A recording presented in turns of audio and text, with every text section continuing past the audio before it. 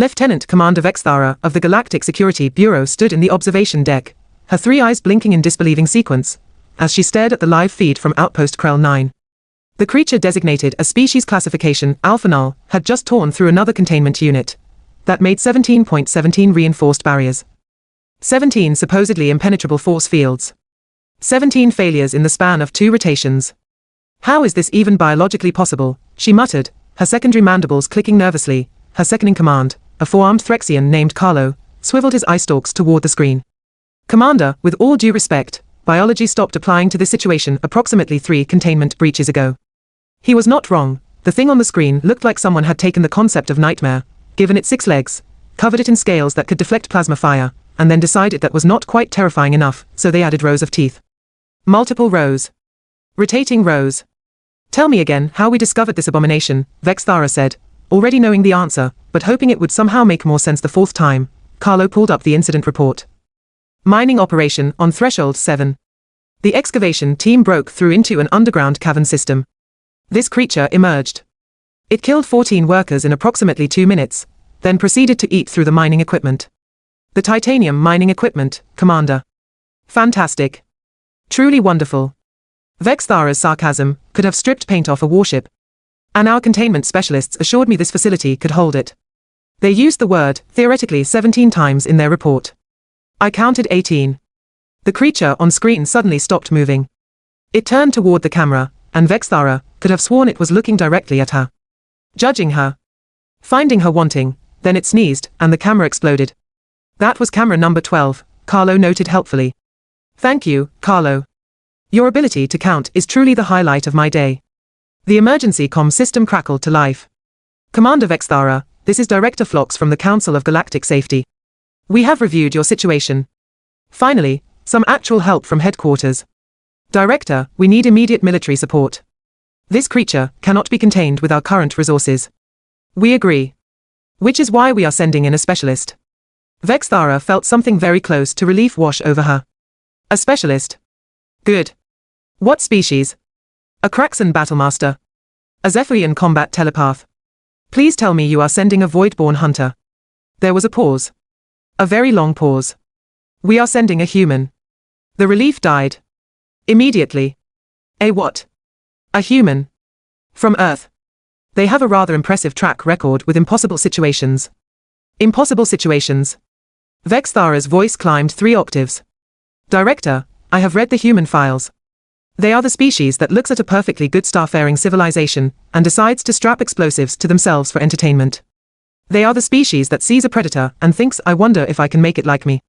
They are the species that invented something called petting zoos, where they keep dangerous animals so their offspring can touch them. Exactly, Director Phlox said, as if this explained everything. That is not reassuring. The human arrives in 6 hours. Please extend all professional courtesy.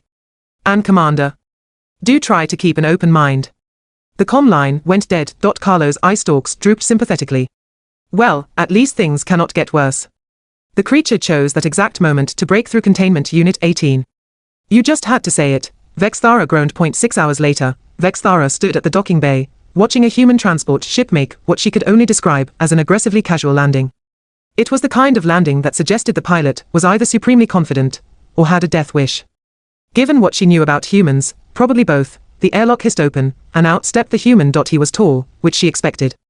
Humans averaged above galactic standard height.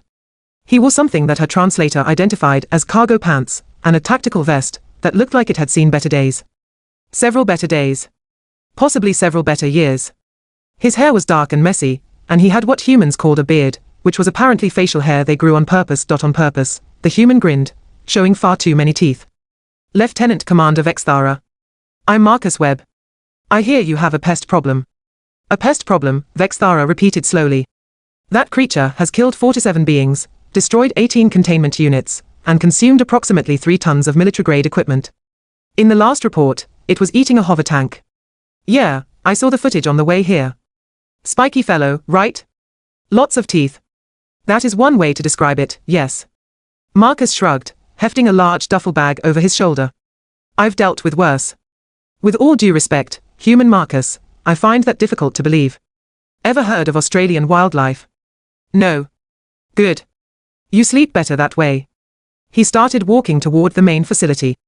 So where is our toothy friend currently residing? Currently. Carlo checked his data pad. Containment Unit 19. Though I use the term containment loosely at this point. Very loosely. Extremely loosely. How long has it been in there? 47 minutes. Marcus checked his chronometer. Huh. That's actually pretty good. You guys using standard force fields? We are using military-grade confinement shields rated for Class 9 threats. But are they rated for stubborn? Vexthara's mandibles twitched. I do not understand the question. That is because you are thinking like a scientist. You are trying to contain it. That is your first mistake. Marcus stopped walking and turned to face her. His expression had shifted from casual to something else. Something that made Vexthara suddenly understand why humans had earned their reputation in the galactic community. You cannot contain something that does not want to be contained. You can only convince it that staying contained is in its best interest. And how do you convince a mindless killing machine that it should stay contained? Marcus grinned again. That unsettling human grin. Who said it was mindless? Show me the footage again. All of it. They retreated to the observation deck. Vexthara pulled up every recorded second of the creature's captivity.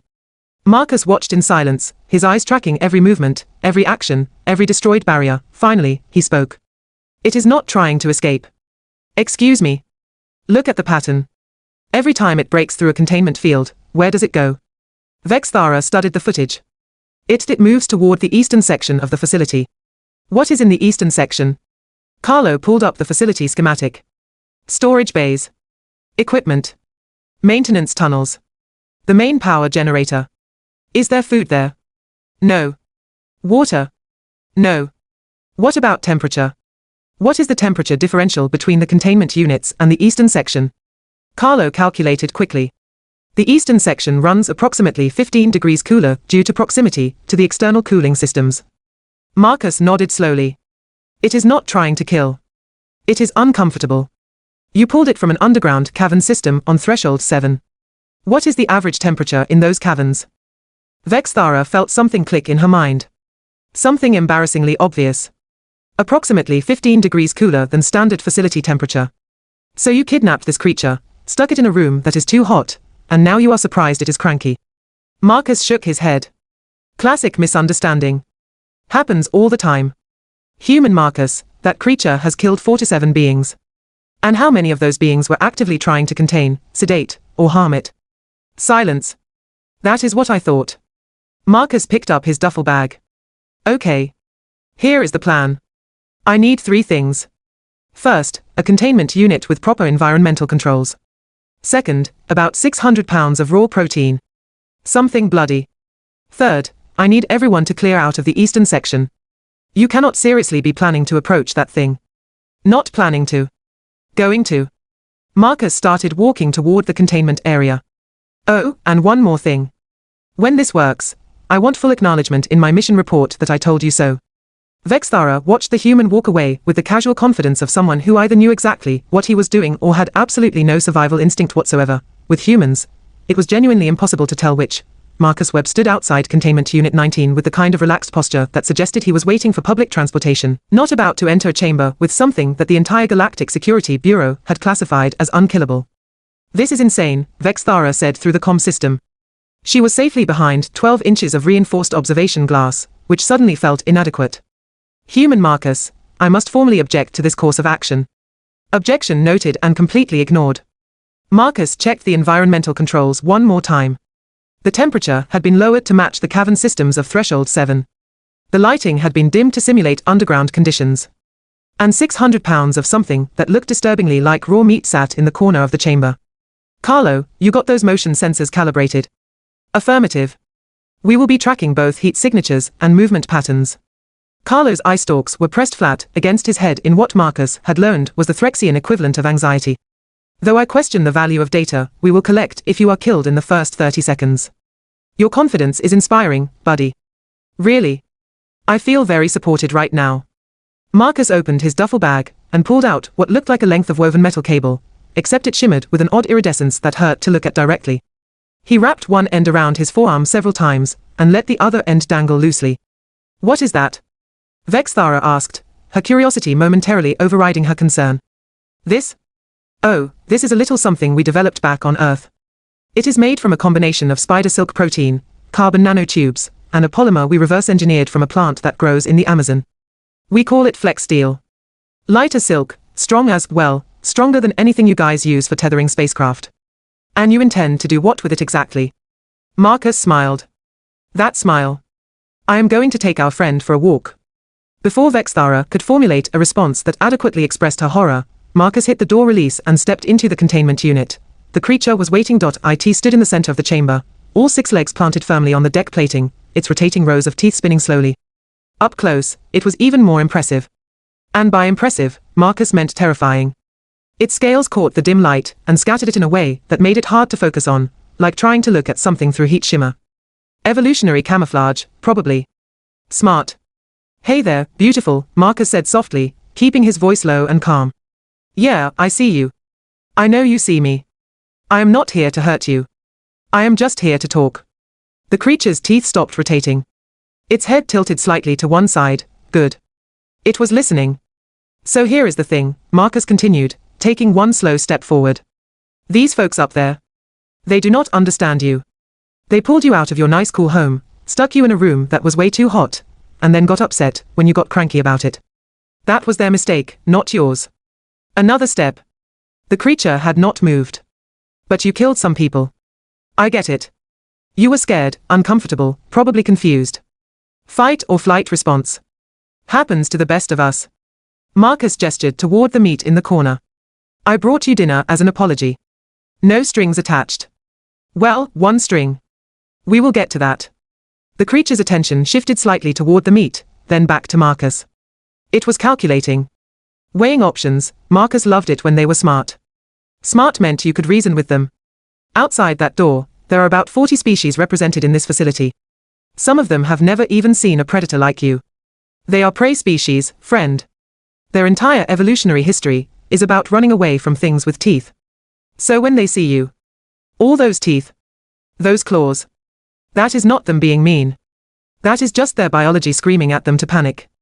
Another step. He was close now. Close enough that he could smell the creature. It smelled like copper and ozone and something else. Something that reminded him of the cave systems back home where bats roosted by the thousands. But here is the secret, Marcus said, his voice dropping even lower. I am not prey. My species. We were persistence hunters.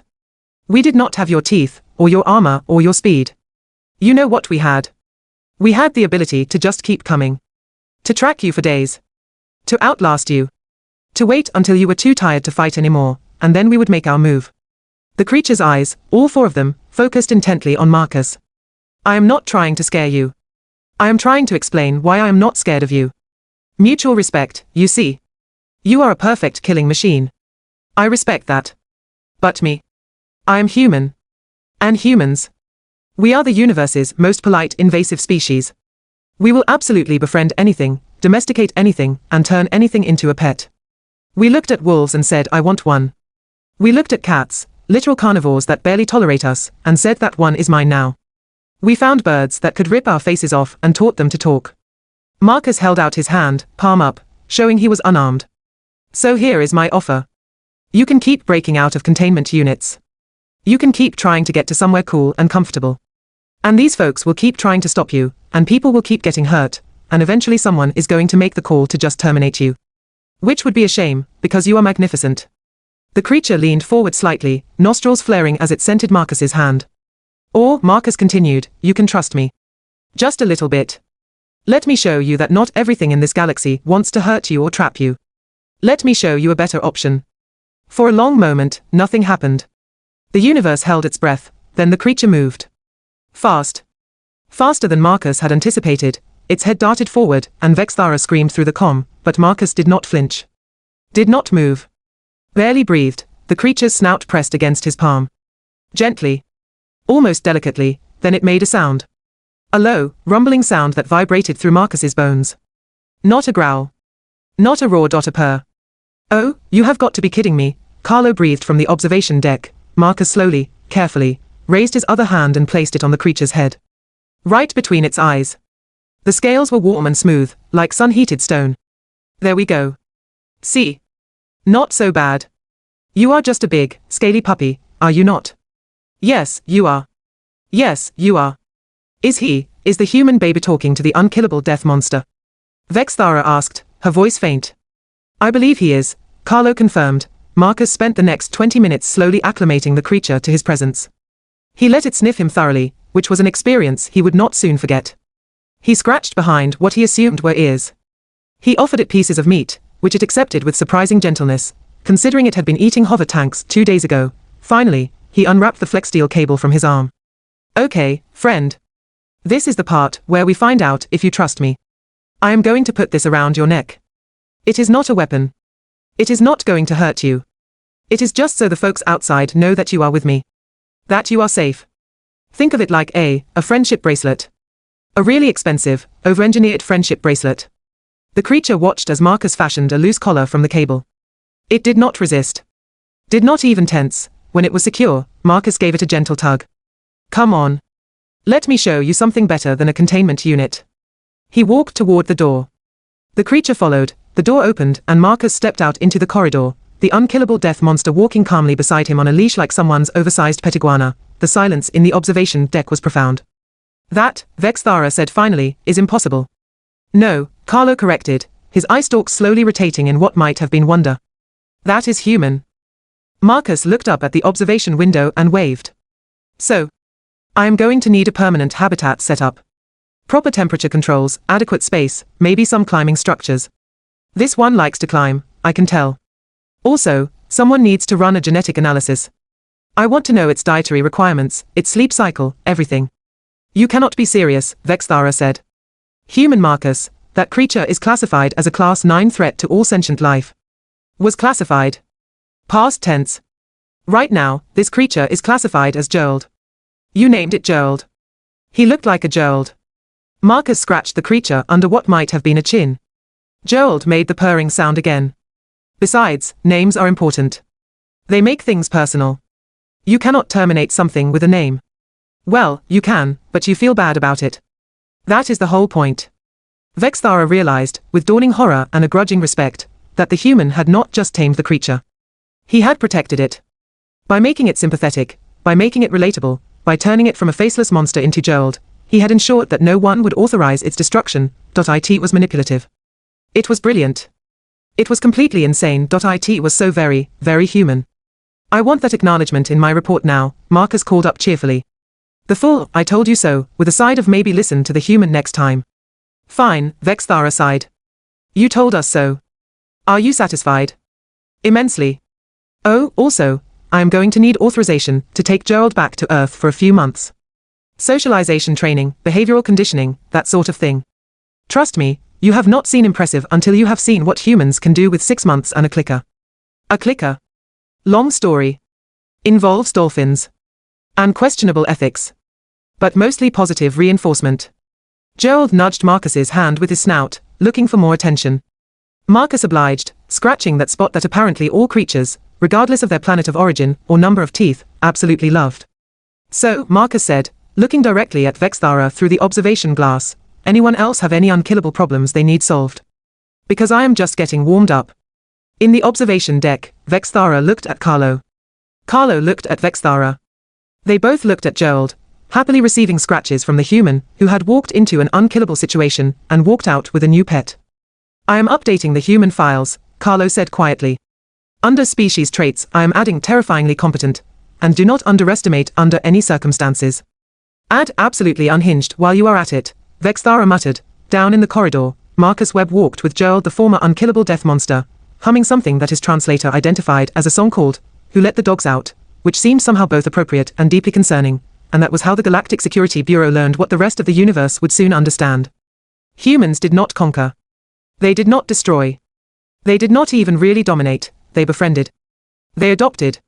They took the unkillable and put it on a leash, and somehow, impossibly, it worked every single time.